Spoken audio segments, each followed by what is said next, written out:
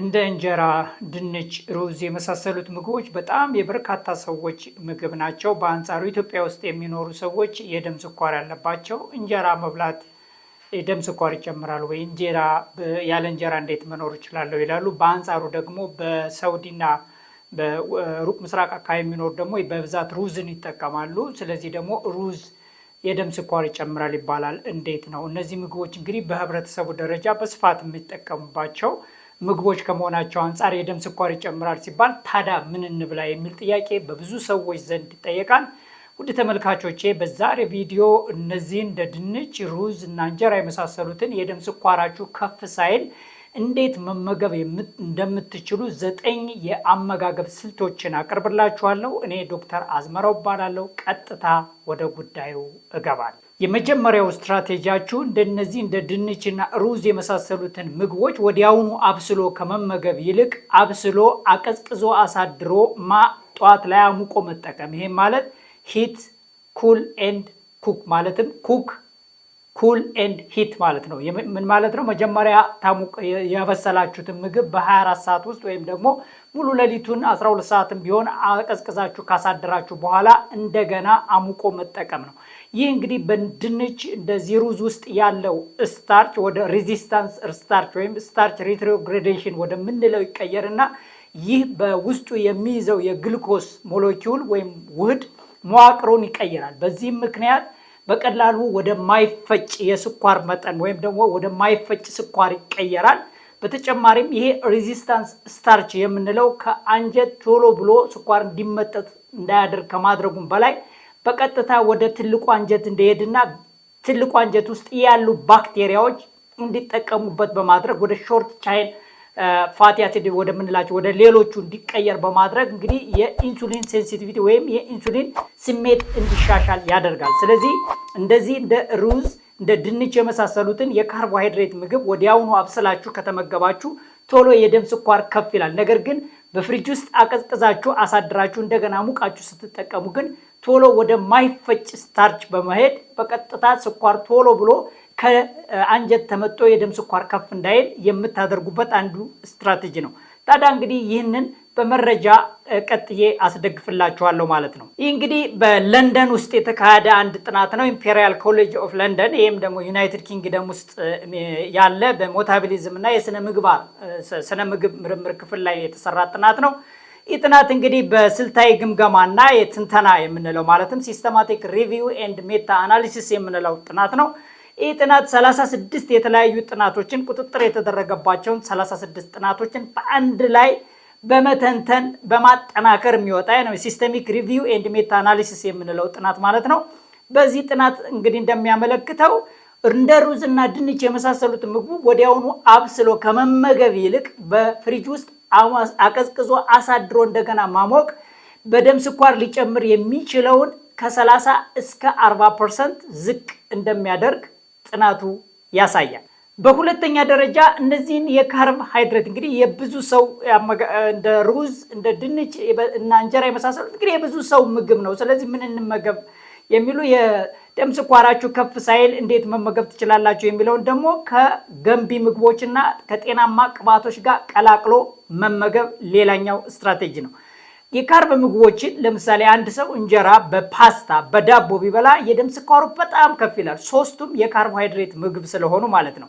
በዚሁ ተመሳሳይ ነው። የሰውነት ክብደትን መቀነስ የሚፈልጉ ቦርጫቸው ማጥፋት የሚፈልጉም የካርብ ምግቦችን በዚህ ቅንጅት ከተመገቡ በከፍተኛ ደረጃ እንዳውም ኪሎ እንዲጨምሩና ክብደታቸው እንዲጨምር በማድረግ የበለጠ የደም ስኳራቸውን ከፍ እንዲል ያደርጋል። በአንጻሩ የካርቦሃይድሬት ምግብ ማለትም እንደ ድንችና እንደ እንጀራ ወይም ሩዝ ያሉትን ምግቦች ከሌሎች ገንቢ ምግቦች ጋር ወይንም ደግሞ ከጤናማ ቅባቶች ጋር ቀላቅሎ መመገብ ደግሞ ሌላው ስትራቴጂ ነው ወይም ስልት ነው ማለት ነው። ለምሳሌ ድንችን ከቅቤ ጋር የመቀላቀል ማለት ነው። ወይም ደግሞ ከምስር ጋር እንደዚህ የመቀላቀል ፕሮቲን ገንቢ የሆኑ ምግቦች ጋር መቀላቀል። እነዚህ ገንቢ የሆኑ ምግቦች አንደኛ ከጨጓራ በቀላሉ ምግብ ቶሎ ብሎ ወደ አንጀት እንዳይገባ ያደርጋል። የካርቦሃይድሬት ምግብ በተፈጥሯቸው ወዲያውኑ ስንበላቸው ወዲያውኑ የደም ስኳር ከፍ የማድረግ አቅም ሲኖራቸው ከገንቢ ምግቦች ጋር ከጤናማ ቅባቶች እንግዲህ ጤናማ ቅባቶች ብንላቸው እንደ አቮካዶ፣ ኦሊቭ ኦይል፣ ለውዝ የመሳሰሉት ምግቦች ጋር ስንቀላቅላቸው ግን ከነዚህ ምግቦች ጋር በመዋሃድ ቀስ ብሎ ወደ ደም ስኳር የደም ስኳር ከፍ እንዳይል የተረጋጋ የደም ስኳር እንዲኖረን ያደርጋል። ስለዚህ ሁለተኛው ስትራቴጂ ከጤናማ ብቻውን ካርቦሃይድሬትን ከመመገብ ይልቅ ካርቦሃይድሬትን ብቻውን ከመመገብ ይልቅ ከገንቢ ምግቦች ጋር ወይንም ከጤናማ ቅባቶች ጋር ቀላቅሎ መመገብ በጣም ወሳኝ ስትራቴጂ ነው። ይህንንም እንግዲህ በአንድ ጥናት እንመለከተዋለን፣ ቀጥለን እናያለን። ይህ እንግዲህ በ154 ጥናቶችን አንድ ላይ በማጠናከር ቅድም እንደነገርኳችሁ የሲስተማቲክ ሪቪው ኤንድ ሜታ አናሊሲስ ብዙ ጥናቶችን አንድ ላይ አጠናክሮ የሚተነትን ጥናት ነው። በዚህ ጥናትም መሰረት እንግዲህ ፕሮቲን ወይም ደግሞ እነዚህ ገንቢ ምግቦች እና ቅባትነት ያላቸው ምግቦች ቀላቅለን ስንመገብ የደም ስኳርን እስከ 40% ዝቅ ያደርጋል። ያ ማለት ብቻቸውን ካርቦሃይድሬት ያላቸው እንደ ድንችና ሩዝ የመሳሰሉትን ምግቦች ብቻቸውን ከመመገብ ወይም ካርቦሃይድሬቱን በካርቦሃይድሬት ከመመገብ ለምሳሌ እንጀራን በሩዝ ወይም እንጀራን በድንች ከመመገብ ይልቅ ከገንቢ ምግቦች ጋር ከእንቁላል፣ ከአይብ እና ከሌሎች ገንቢ ምግቦች ጋር ወይም ከቅባት ቅድም ካልኳችሁ ጤናማ ቅባቶች ጋር ቀላቅላችሁ ስትመገቡ ሊጨምር የነበረውን የደም ስኳር በ40% ዝቅ እንደሚያደርግ መረጃ ያሳያል ማለት ነው። ሶስተኛ የምግብ ቅደም ተከተል ነው። ይሄ ደግሞ ፉድ ኦርደር ማለት የምግቡን በምን አይነት ለምሳሌ መጀመሪያ የምትመገቡት ምግብ ምን አይነት ነው? እንግዲህ በዋናኝነት 3 አይነት የምግብ ምድቦች አሉ። የካርቦሃይድሬት ምግቦች አሉ፣ የገንቢ ምግቦች አሉ፣ አትክልት ምግብ የምንላቸውና የቅባትነት ያላቸው ምግቦች አሉ። ስለዚህ ምግቡን እንዴት ነው እየተመገባችሁ ያላችሁ? የምግብ ኦርደሩ ወይም ደግሞ ሂደቱ በጣም ወሳኝ ነው። ስለዚህ ምንድነው የሚመከረው? በመጀመሪያ ደረጃ አትክልት ምግቦች እንደ ሳላድ አድርጋችሁ መመገብ፣ ቀጥሎ ደግሞ ገንቢ የሆኑ ምግቦች ለምሳሌ እንደ እንቁላል፣ አይብ የመሳሰሉትን መመገብ፣ ከዛ የእንጀራና የመሳሰሉትን የካርብ ይዘት ያላቸው ምግቦች ግን በስተመጨረሻ መመገብ የደም ስኳራችሁ ዝቅ እንዲል ያደርጋል።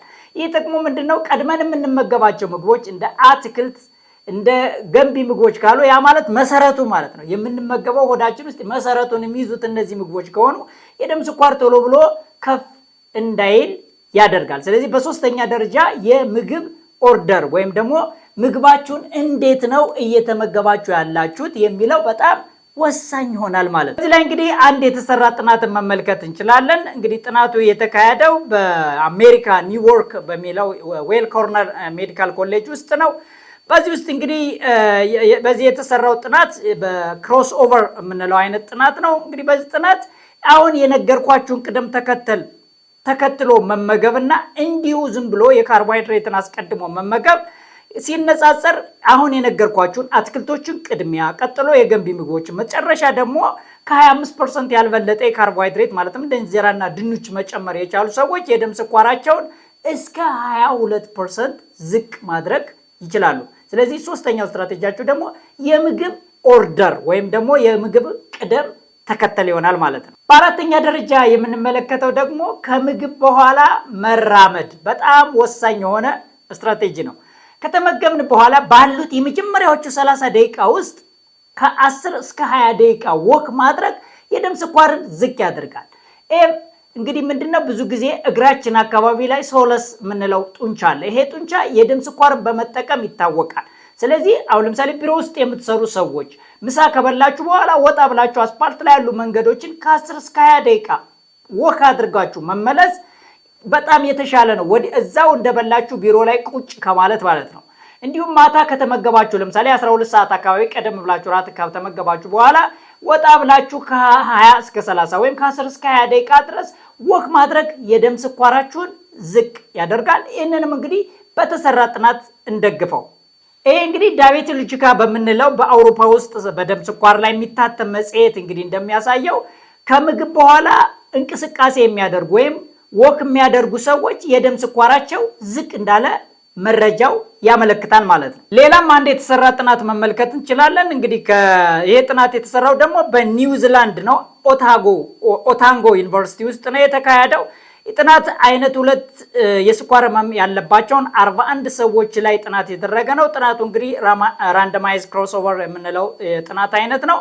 ይሄ ጥናት ምግብ ከተመገቡ በኋላ ከ10 እስከ 20 ደቂቃ ከምግብ ከተመገቡ በኋላ ወክ የሚያደርጉ ሰዎች ከማያደርጉት ሰዎች ጋር ሲነጻጸሩ የደም ስኳራቸውን እስከ 22% ዝቅ ማድረግ ችለዋል ማለት ነው። ሌላው የምትመገቡት የካርቦሃይድሬት ምግብ ምን አይነት? ሁሉም ካርቦሃይድሬት ምግቦች አንድ አይነት አይደሉም። ስለዚህ እንግዲህ ይሄንን ጥናት የምናቀርበው እንደሚታወቀው እንደ አሳ ያሉ ምግቦች፣ እንደ እንቁላል ያሉ ምግቦች፣ እነዚህ ገንቢ ምግቦችና ጤናማ የሚባሉ ቅባቶች እንደ ቅድም የነገርኳችሁ እንደ ለውዝ፣ አቮካዶ እና የኦሊቭ ኦይል የደም ስኳር ከፍ እንደማያደርጉ ይታወቃሉ። ነገር ግን ከኮስት አንጻር ከዋጋ አንጻር ስንቱ ሰው ነው እንደዚህን አይነት አመጋገብ የሚከተለው? ስለዚህ እነዚህ የካርቦሃይድሬት ምግብ በተለይ እንደ እንጀራ እንደ ሩዝ ያሉት ምግቦች የብዙ ሰው ምግብ ከመሆናቸው የተነሳ ምን እንብላ ለሚሉ ሰዎች እንግዲህ ምን አይነት ስትራቴጂ እንከተል እያልን ነው እየተነጋገርን ያለ ነው። ስለዚህ ምን አይነት ካርቦሃይድሬት ነው? ሁሉም ካርቦሃይድሬት አንድ አይነት አይደለም። ተፈጭተው ልመው ደቀው የሚመጡ ቶሎ ብሎ የደም ስኳር ከፍ እንዲል ያደርጋሉ። ስለዚህ ከዚያ ይልቅ ሸርከት ተደርገው የሚፈጩ አንድ ከናሰራቸው ያሉ የተሻሉ ናቸው። ለምሳሌ አጃን ብትወስዱት በጣም ደቆ ገለባው ተለይቶለት ተፈጭቶ ደቆ ኢንስታንት ኦትስ የምንለው የደም ስኳር ቶሎ ብሎ ከፍ ያደርጋል። በአንጻሩ ደግሞ ገርደፍ ተደርጎ የተፈጨው አጃ ወይም ስቲል ከት ኦትስ የምንለው ደግሞ የደም ስኳር ከፍ እንዳይል ያደርጋል። ይሄ እንግዲህ የፋይበር ይዘቱ ከፍ እንደሚል ለምሳሌ እሳት ውስጥ ወዲያውኑ አሁን የእንጨት ፍቅፋቂ ወይም እንደ ሰጋቶራ ያለውን ነገር እሳት ውስጥ ብትከቱት ወዲያውኑ ይነዳል፣ ነዶ ይቃጠላል። በአንጻሩ ደግሞ ወፈር ያለ እንደ ግንድ መሰል ያሉትን እሳት ውስጥ ብትከቱ ቀስ ብሎ ነው የሚቃጠለው። ልክ እንደዛ እነዚህ በጣም ልመው ደቀው ተፈጭተው በፋብሪካ ተቀነባብረው የሚመጡት የካርቦሃይድሬት ምግቦች ቶሎ ብሎ የደም ስኳር ከፍ የማድረግ ባህሪ ያላቸው፣ በአንጻሩ ደግሞ ከነ አሰራቸው የሚሆኑት ደግሞ የተሻለ ይሆናሉ። ስለዚህ እነዚህ ደግሞ ምን አይነት ካርቦሃይድሬት ነው የምትመገቡት? የካርቦሃይድሬት አይነቱን መምረጥ። ለምሳሌ ምስር፣ ድፍን ምስር ይሻላል ከዛኛው ሙሉ በሙሉ የአሰሩ እንትኑ ከለቀቀው ምስር ይልቅ ድፍን ምስር የተሻለ ነው።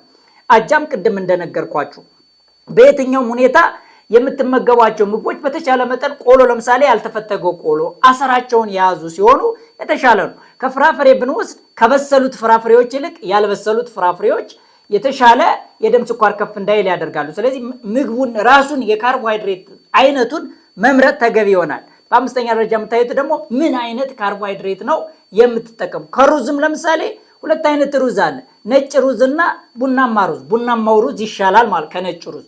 ስለዚህ የካርቦሃይድሬቱን መምረጥ ደግሞ ሌላኛው የአመጋገብ ስልታችሁ ነው የሚሆነው ማለት ነው።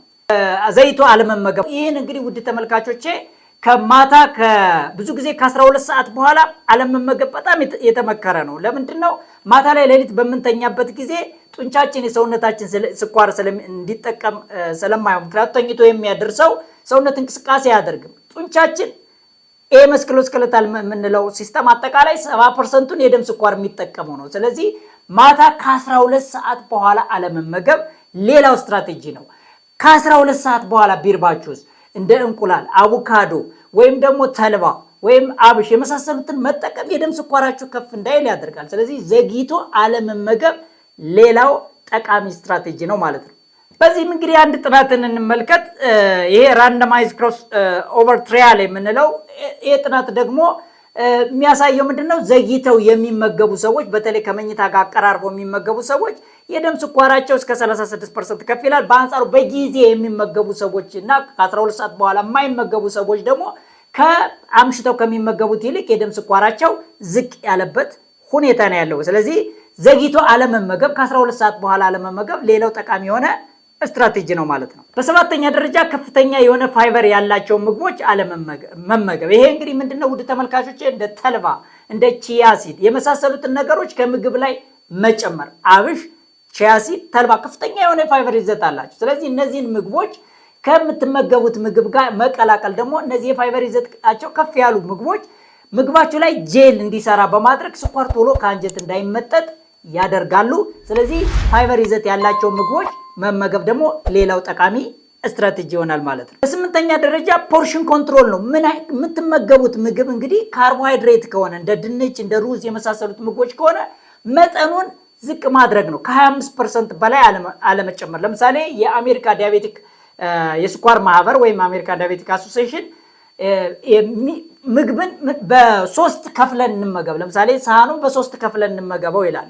50% ያሉን አትክልቶች የአትክልት ምግቦችን ማድረግ፣ 25%ን የካርቦሃይድሬት ምግብ መመገብና 25%ን ደግሞ የፕሮቲን የገንቢ ምግቦች። ስለዚህ የካርቦሃይድሬት ምግቦች ከ25% እንደዚህ እንደ ድንች እንደ ሩዝ የመሳሰሉት ምግቦች የካርብ ይዘት ያላቸው ስለሆነ ፖርሽናቸው መጠናቸውን ኮንትሮል ማድረግ ከ25% እንዳይበልጡ ማድረግ ሌላው ስትራቴጂ ነው። የመጨረሻው ስትራቴጂ ደግሞ እና 9ኛው ደግሞ ከምግባችሁ ከ10 ደቂቃ በፊት የአፕል አቼቶ ወይም ደግሞ እንደ ሎሚ የመሳሰሉትን በአንድ ብርጭቆ ውሃ ውስጥ አድርጎ አሟምቶ ከጠጡ በኋላ ከዛ በኋላ ምግብ መመገብ ከ10 ደቂቃ በኋላ መመገብ በአፋችን ውስጥ ያለው ኢንዛይም ሊያደቀው የሚችለው ማለትም ስታርች ሊያደቅ የሚችለውን ኢንዛይም በመቀነስ በጣም ጠቃሚ የሆኑ ስትራቴጂ። እንግዲህ ውድ ተመልካቾች እነዚህን 9 ስትራቴጂዎችን በመጠቀም የካርቦሃይድሬት ምግብን ተቆጣጥራችሁ መመገብ ትችላላችሁ። ሁልጊዜ የካርቦሃይድሬት መጠንን ኮንትሮል ማድረግ ነው። ገንቢ ምግቦችን ቅድሚያ መስጠት የተሻለ የደም ስኳራችሁ ቁጥጥር እንዲደረግበት ያደርጋል። በቀጣይ በሌላ ቪዲዮ እስክንገናኝ ድረስ ሰላምና ጤና ከእናንተ ጋር